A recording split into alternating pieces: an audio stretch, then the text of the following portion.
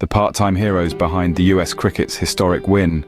Charging in with a leather ball in his hand, about to create cricket history, was a software engineer on leave from his day job. Seconds later, Saurabh Netravalkar's arms were raised to the sky in the steaming, hot Texas sun. The tall left-arm pace bowler had secured a historic win for Team USA, leading the 18th ranked underdogs to an overtime victory, called a super over in this shortened version of the sport, over Pakistan in the T20 World Cup on Thursday.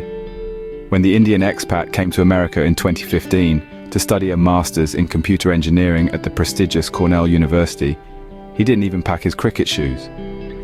Team USA is made up of characters like Netravalkar, whose LinkedIn account currently says, Principal Member of Technical Staff at Oracle, Professional Cricketer.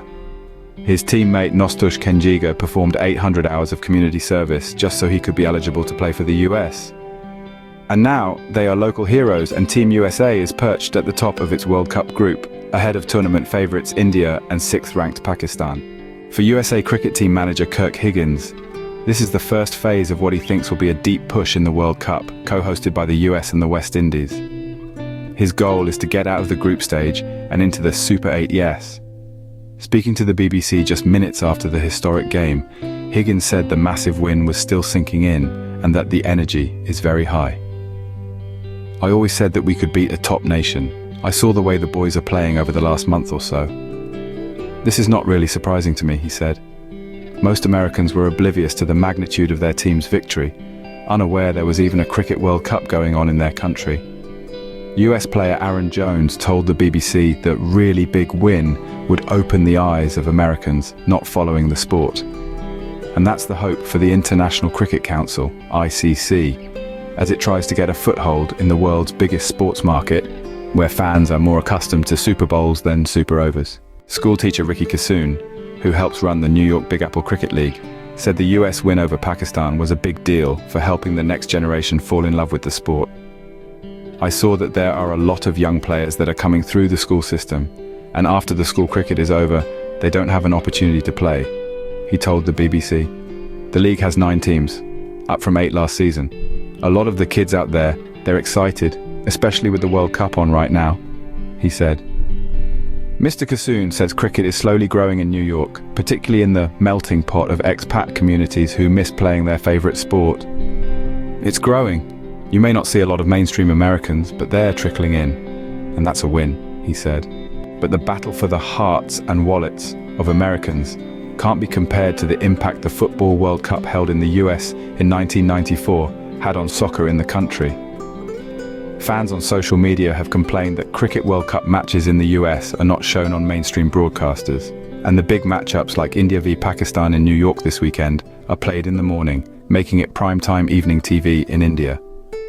These two arch-rivals rarely play each other because of diplomatic tensions, but when they do, it's a blockbuster matchup.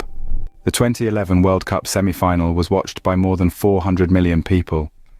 To compare, the most recent Super Bowl had a global television audience of around 250 million.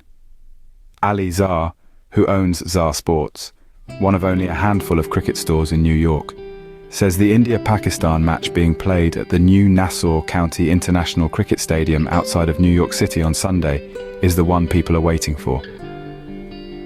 There is no rivalry that you can explain India versus Pakistan. This is its own class, this is on a different level, he told the BBC. Let's say Pakistan wins and India loses, everybody's going to break their TVs. If India wins, Pakistan loses, in their countries people are going to be very upset for a couple of days, and they're going to start breaking their TVs. On the ticket resale market, the cheapest tickets for the Sunday game are about $830 each. On the ICC website, the cheapest available ticket costs $2,500. Mr. Zar thinks having these iconic World Cup matches played in America will plant the seed for future generations.